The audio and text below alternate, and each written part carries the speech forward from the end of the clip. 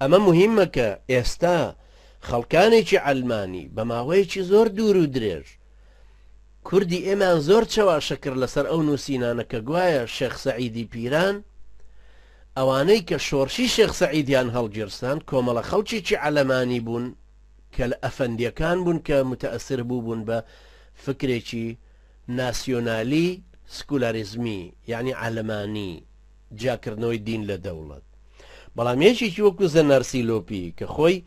یەکێکە لە هاوچەرخانی ئەو شۆڕشە کە ناوی ئەسڵی خۆی قەدری جەمیل پاشایە، ئەو وەسائقانی کە خۆی نووسیونی وەکو کتێب یا ئەوانەی کەوتونەتە بەردەست ئەو خۆی ئەڵێ ئێمە کە لە دیاربەکر بووین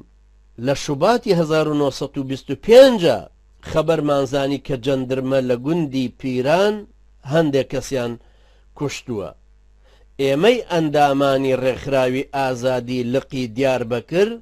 هیچ شتێکمان لەو حادیسەیەش نەزانی بوو، چونکە لەو سەردەمەیە سەرۆکی جەمعیەتەکەی ئێمە کە ناوی خالید بەگی جبران لیە لەگەڵ چەند ئەندامێکی چست و چالاکی تری ئێمەدا گیرا بوون. ئێمە لەو سەردەمەدا هەموو چست و چالاکیەکی ڕێکخراوی و کۆمەڵکاری جەمعیەتەکەمان وەستا بوو. بەڕاستی ئێمە نەمان ئەزانی کە بزوتنەوەیەک لەولاتر خەریکی دەست پێکردن. یعنی ئەمە شاهیدی یەکێکە لەوانەی کە لەگەڵ شۆڕشەکەیا بوون کە لە نزیکەوە بوون و ئاگایان لەوە نییە کە پلانەکە هەیە کەوا بوو شێخ ڕەحمەتی خوای لێبێ بۆ خۆی پلانی بۆ شۆڕشەکە دانابوو، بەڵام قەدەر وا بوو کەوایتر زووتر پێشخرا دژمنانیش تەبعاً ئەیانزانی ئەو جاسوسانەش کە هەبوون دوایش یەکێک لەو خائینانەی کە کەوتنەوە لای تەرەفی حکومەت کە ناوی قاسم بێگە، قاسم بەگ برای خالید بەگی جەبران لیە کە ئاوەڵزاوای شێخ سەعیدی پیرانە لە سەرەتاوە لەگەڵیان بوو چونکەویش ئەفسەرێ بوو، بەڵام دوایی بە دزیەوە پەیوەندی بە حکومەتەوە هەبوو بۆیە کە درا بە دادگاش برایانی بەڕێز کە دران بە دادگا هەموو ئەوانەی لەگەڵ شێخ سەعیدی پیرانە گیران و دادگای کران هەمویان ئیعدام کران، بەڵام قاسم بێگ دوایی ئازاد کرا، هیچ حکمێکی نەدرا. ئێستا ئەو وەسائقانەی کە تەرجمە کراونەتە لە دوای ساڵی 1993 حکومەتی تورکی ڕێگایداون ئێستا هەندێکی لەبەردەستمایە بە عەرەبی، ئەوانە ئێستا باسی محاکەمەکەژەکە قسەکانی قاسم بێگیش ئێستا تەرجمە کراوەتەوە هاتۆتەوە بەردەستمان. ئەزانین کە شخصیەتە کاریگەریەکەی شێخ بۆ خۆی بە دید و تێڕوانینی ئیسلامی و شەرعی خۆی بەناسینی ئەو واقعی مەزڵومیەتەی کورد کە لە بەردەستیا بوو ئەو شۆڕشەی ئیجاد کردووە، پلانی بۆ ئەو شۆڕشە دیاری کردووە، نەک ئەفەندیەکی تر کە نەیتوانی بۆ خۆی بپارێزێ و هەڵات ڕای کرد خۆی تەسلیم بە بەریتانیا کرد لە عێراق ئەو کاتەکە لە 1924 وەکو ئیشارەتم پێدا. ئەو وەسائقانەی ئێستا لە بەردەستان دیسان ئەوە ئەسەلمێنن کە یەکێک لەو هۆکارانەی کە وایان کردووە شۆڕشی شێخ سەعیدی پیران شۆڕشێکی ئیسلامی گەورە بۆ هێنانەوەی خلافەتێک لانی کەم لە ناوچەی کوردستان و دروستکردنی ئیمارەتێ یان دەوڵەتێکی ئیسلامی کوردی، دەوڵەتی یان حکوومەتی مستەفا کەمال حکوومەتی عەلەمانیەتی ئەو بەعەمدەن تێکەڵ بەیەکی کردوون. ڕاگەیاندنەکانی زمانی ئەون ئێستا کە ئەگەڕێنەوە بۆ سەر جەریدەی وەقت و ئەو جەریدانەی کە لەو سەردەمانەیە مەقالەکانیان دژی شێخ سەعیدی پیرانە نووسی، هەروەها ئەو کەسانەی کە لە ناو پەرلەمانی مستەفا کەمالە قسەیانەوتەوە بە شێخ بۆمان ڕوونەبێتەوە کە ئەو سەردەمە بەعەمدەن ئەو تێکەڵاوی کراوە ئەو تێکەڵکردنە کراوە کە ناویانە نان خائینانی کورد و ئەوانەی ئانێ تەعنە بدەن لە دیموکراتیەتی تورکیا و لە دەوڵەتی نوێی تورکیا و لەو بابەتانە تێکەڵاوکردنێکی عەمدی ڕەسمی حکومەتەکەی مستەفا کەمال بوو بۆ ئەوەی کە خەڵکێک چاواشەکاری بەسەرا بێ، ئیسلامیان و ئیسلام خوازانی کوردیش چ جای تورک نەبنە هەوادار و تەرەفداری شۆڕشەکەی شێخی مەزن. بۆیە ئێستا کە ئەیبیستینەوە هەر وەختێک کە ئەبیستین ئێستای خوێنینەوە کاڵی ئێرتیجاعیەکان ڕاپەڕی و کاری وایان کردووە بە فیتی خەڵکێک لە دەرەوە کە هانی داون هەروەکو عیسمەتین و نۆش بە هەمان شێوەوە ئاڵێ هەروەها ئەوانی تر. ئەمە هەمووی دەلیلە لەسەر ئەوەی کە ئەو کاتە شێخ بە دافعێکی ئیمانی ئیسلامی شۆڕشێکی ئیسلامی کردووە بۆ جێڕانەوەی خلافەت و شەریعەت و ئەمەش ئێستا زیاتر ڕوونە لە دوای ئەوەی کە بڕیاری ژمارە 1945 حکومت کە ئێستا بڵاو بۆتە و تەرجمەش کراوەتەوە یەکێکی نووسەرێکی کوردی وەکو محەممەد بایراق تۆمان ئەوان پێڵەن بایراک کە محەممەد بایراق ئێستا لە کتێبەکەی خۆی نووسوێتی کتێبێکی تورکیە بە ناوی کورتلەر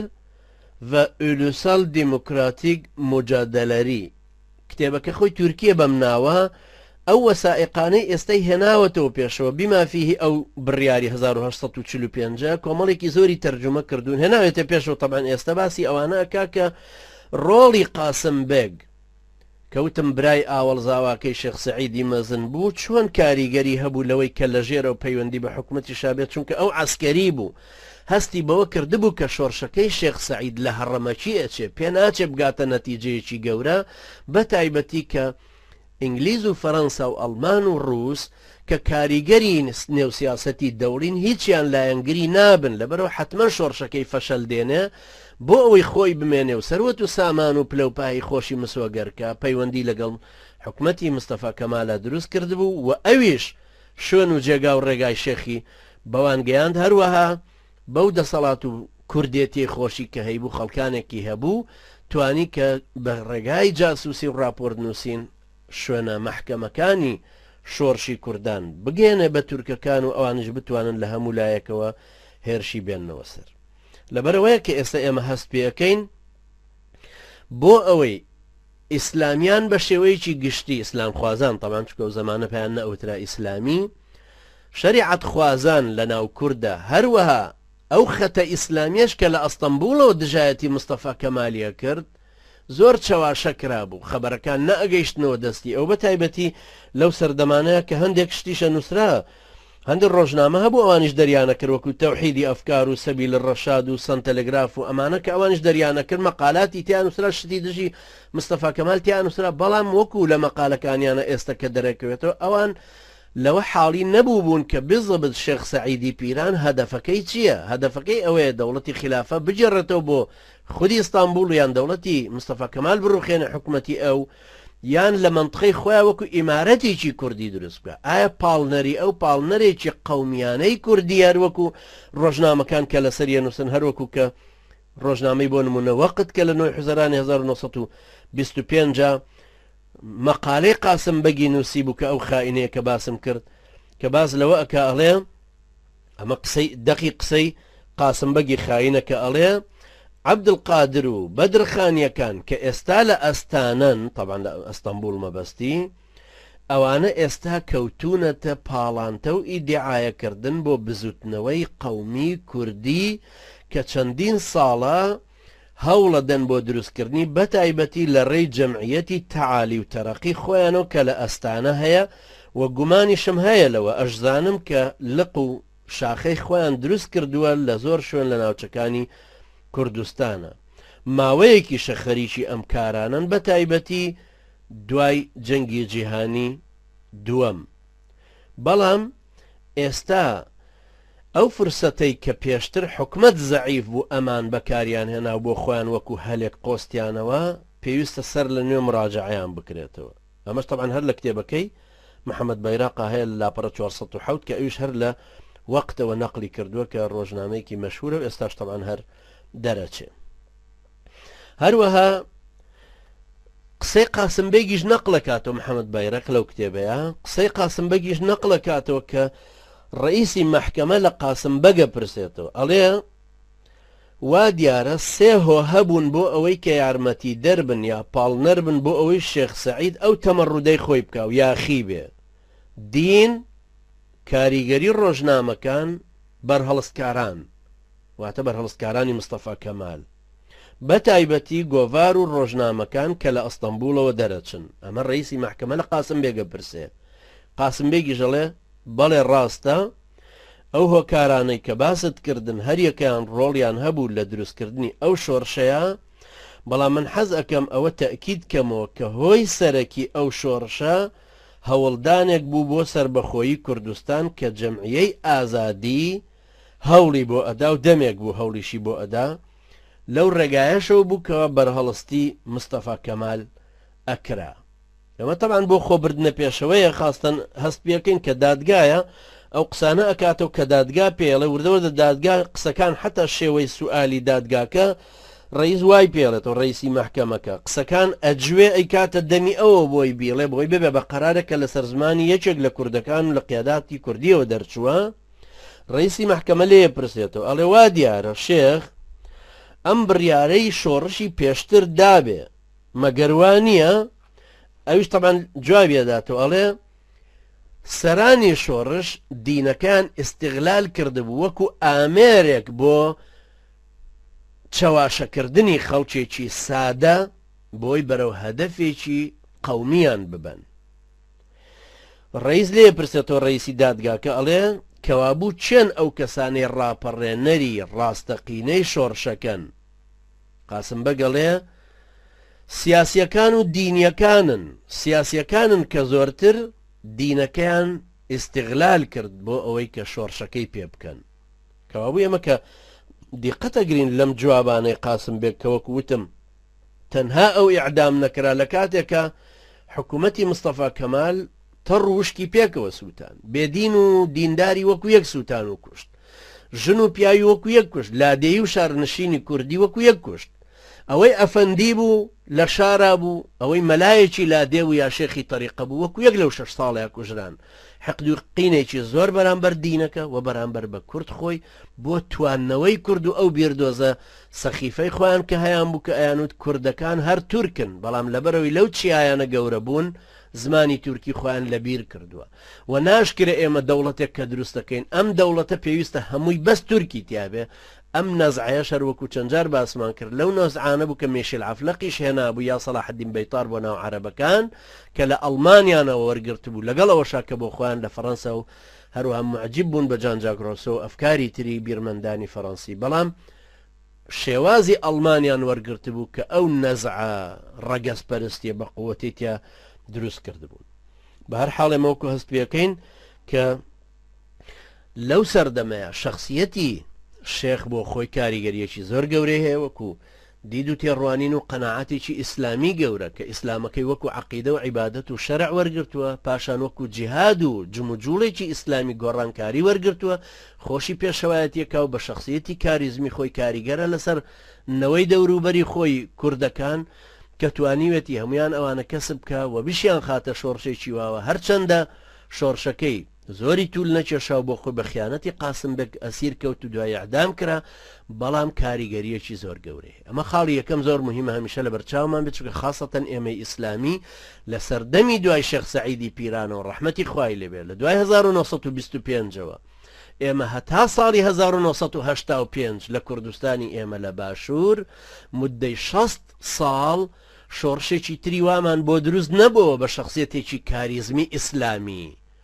بە پەیامێکی ئیسلامی و بەرنامەی ئیسلامی وەکو ئەوەی کە ئیسلام عەقیدە و عیبادەت و شەریعەتی بێ و کۆمەڵکاری و جیهادیشی بێ ئیسلامەکە بێنێتەوە پێشەوەکو شۆڕشێکی تری کوردی کە لە 1985 لە سەرەتاوە بۆمان دروستە بێتەوە دوای شخصیەتی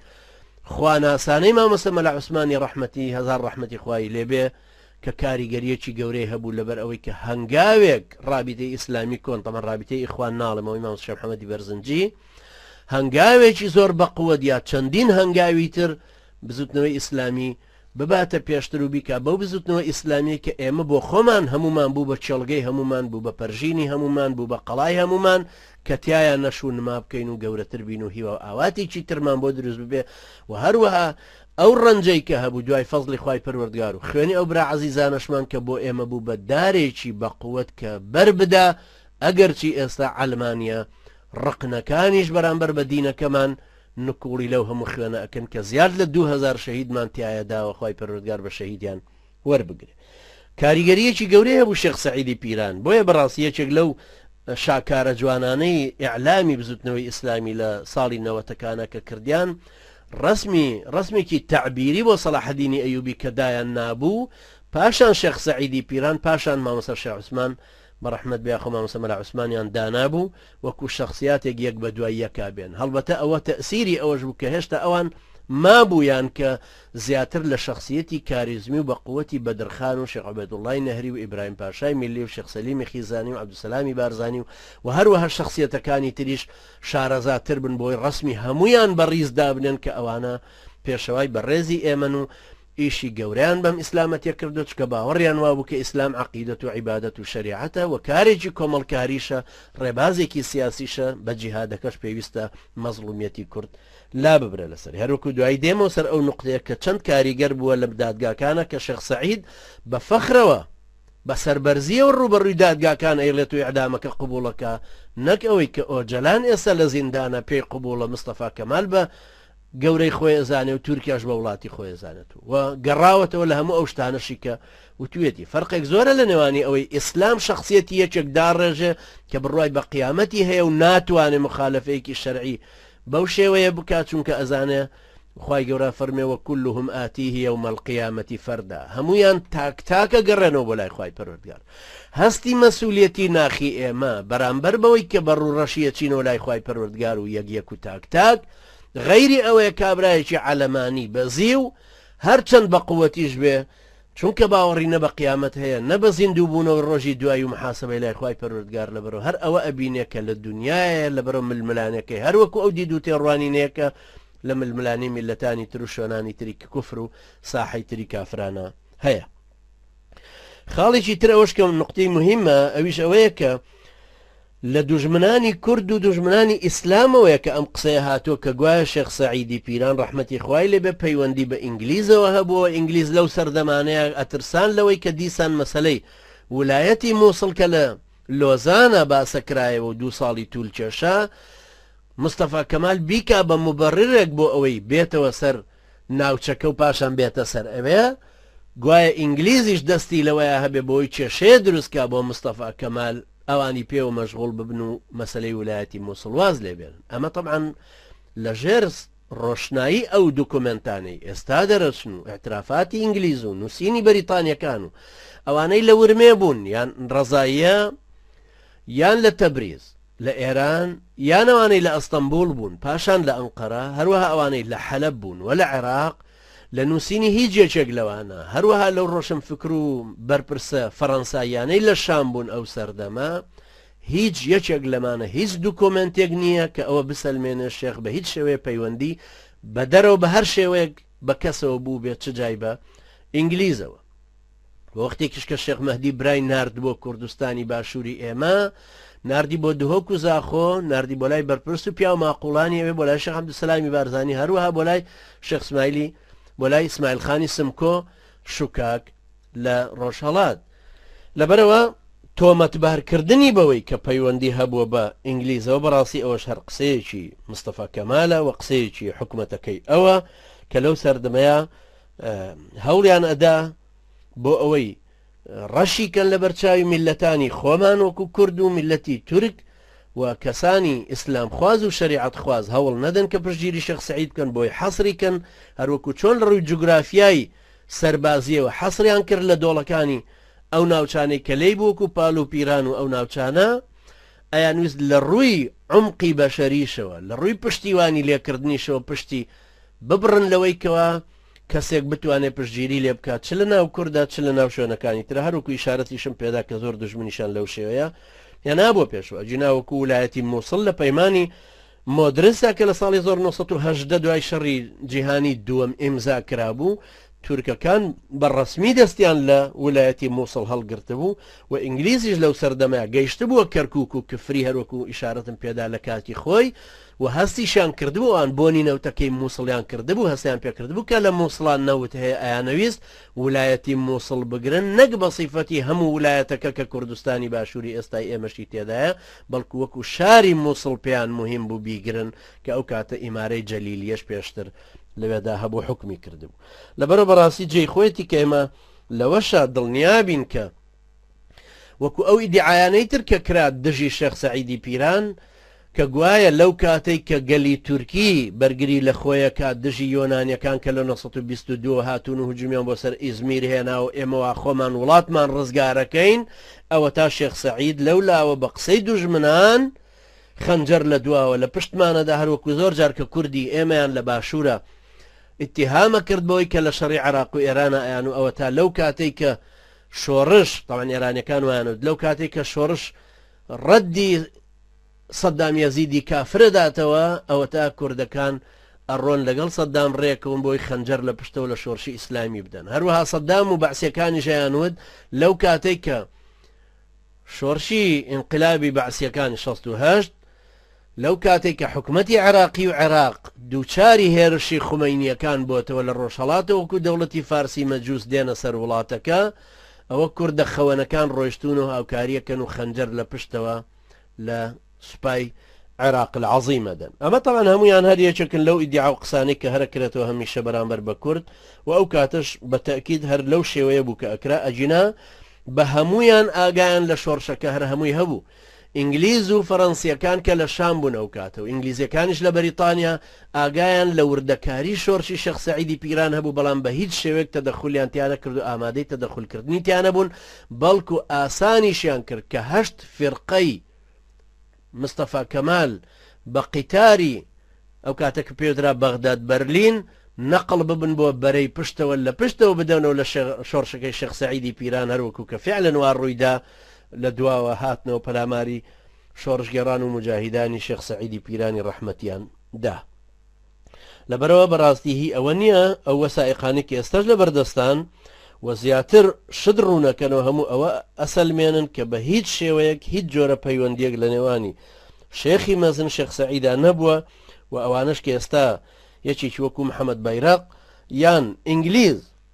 هەیە ئەو دوکومنتانی کە ئێستا هەن وەکو هی وەزارەتی خارجی بەریتانی FO ژمارە 370 خەت مائل 262 هەروەها ژمارە 468 کە هەیە لە لاپەڕە 63 بۆ 64 بڵاو کراوەتەوە ئەوانە کە ئێستا هەمووی وەکو وەسائق لە بەردەستان هەروەها ئەو ڕەنجە زۆرەی کە دکتۆر عوسمان عەلی خواجزای داتەوە کە ڕەنجێکی زۆریدا دکتۆر ئازاد کە خەڵکی کەرکووکە و دکتۆرای لە سیاسی دەولی هەیە مامۆستای جامعەی تۆرنتۆ بوو لە کەنەدا هەروەها لە کوردستانیش مامۆستای جامعە بوو کارتێکردنێکی زۆریە بوو لەوەش کە ئەو وەسائقانەی ئەو بەدوایە گەڕا هەم لە لەندەن هەم لە تورکیا و هێنانەوە پێشەوەی ئەو وەسائقانەی کە لە پبلیک ڕیکۆرد ئۆفیس هەبوو هی بەریتانی کە تەماشای کردوونە هیچ جۆرە وەسیقەیەک نییە لەو نێوانەدا کە هیچ جۆرە پەیوەندیەک بسەلمێنە لە نێوانی شۆڕشی شێخ سەعیدی پیران و ئیدارەی ئینگلیزی ئەو سەردەمە حتا لە ئەو وەسائقانی کە هەموو ئەو هێناوێتی پێشەوەکو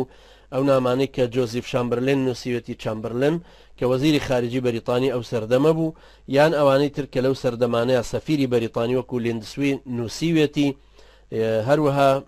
ڕئیسی ئەرکانی جێش یان ئەوانەی تر کە لەو سەردەمای هەرچی کەسێک کە ئەو وەسائقانی ئێستا هەیە و نووسراون هیچیان ئەوە ناسەلمێنن بە هیچ شێوێک کە هیچ جۆرە پەیوەندیەک لە نێوانی شێخ سەعید و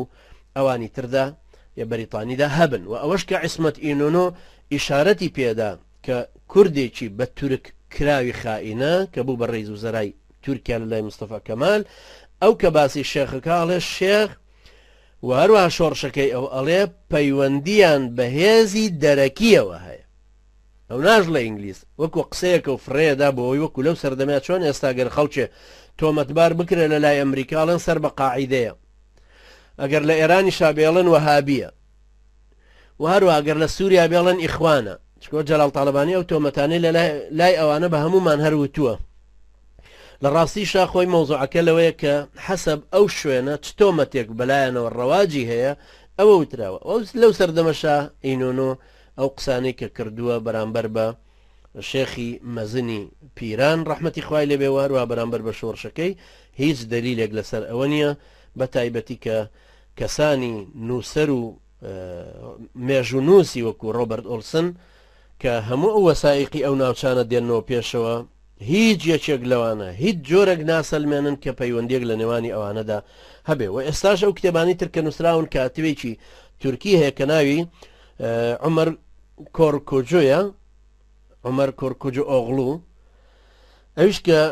کتێبێکی هەیە بە ناوی مووسڵ کوردستان شورۆنۆ باسی 1920 کە لە ئەستەمبول چاپی کردووە ئەویش بە هەمان شێوە لە لاپەڕەکانی 280 بۆ 282 باس لەوە ئەکا کە بە هیچ شێوەیەک پەیوەندی لە نێوانی شێخ سەعیدی پیران و بەریتانیەکانان نەبوو، چونکە بەریتانیەکان هیچ ئەمە قسەی ئەم عومەر کورکوجو ئۆغڵووە کە باس لەوە کاڵێ دلیلێکی جوانیش دێنێتەوە، ئەڵێ لەو سەردەمەی ساڵی 1925دا ئەم پیاوە عومەر کورکوجو ئۆغڵوو ئەڵێ لە ساڵی 1925 کە شێخ سەعید شۆڕشەکەی کردووە، مستەفا کەمال گەیشت بووە لووتکەی قوبوڵبوون لە ئەوروپا لە ڕۆژئاوا، چونکە خلافەتی ڕماند بوو بەرەو ئیلغاکردنەوەی ئیسلامە چوو، هەرچی ئەلمانی هەبوو لە دەوروبەری بوون، یەک سوپایەک لە ئەلمانیەکانەوەی کۆک بووبەوە، حکومەتێکی گەورەی دروست کرده بوو لە ئەنقەرە، شخصیەتێکی گەورەشی بۆ دروست بوو لە مەعان و درەوشانەوەیکی زۆری هەبوو دوای سەرکەوتنەکانی لە ئیزمیر بەسەر سوپای یۆنانە. ئەمانە هەمووی وا بوو کە ئینگلیزیش هەستیان پێکرد ئەم شخصیەتە بەرەوچۆ ئەبەن یا بەرەوچۆ ئەڕوا، هی ئەوە نەبوو کە بێن تەئیدی کورد بکەن دژی ئەم شخصیەتە و ئەو زەعیفکەن، بە تایبەتی کە بە سەراحەتیش هەموو ئەیانوت بە کوردەکان کە ئێمە نامانەوێت دەوڵەتێکی کوردی دروست ببێ، یارمەتی دەریشی نابین. فەڕەنسا، ئەڵمانیا، رووسیا، بەریتانیا هەر هەمویان ئەوان بە شێوەی مباشر یارمەتی حکوومەتی مرکزی تورکیا لە ئەنقەرە و حکوومەتی فەیسەڵ لە 1920 لە عێراق و حکوومەتی قاجاری کە لە دوایی بوو بە ڕەزا شا لە 1925 لە ئێرانە، ئەم حکوومەتە مرکزیانەی کە سەر بە ئینگلیز بوون یارمەتیانەدان بۆ ئەوی بەقووەتر ببن، بۆ ئەوی ئەمان ڕێ لە بەلشەفیەکان بگرن، نەک کوردێکی شاخاوی وەلایەکی مشتت زۆر زەحمەتە کە لەو ناوچە شاخاویە بتوانی هیچ دەوڵەتێکی بۆ دروست بکە یان کۆ بکرێتەوە. ئەمە تەبعاً وەکو مبەررێکی ئەوان.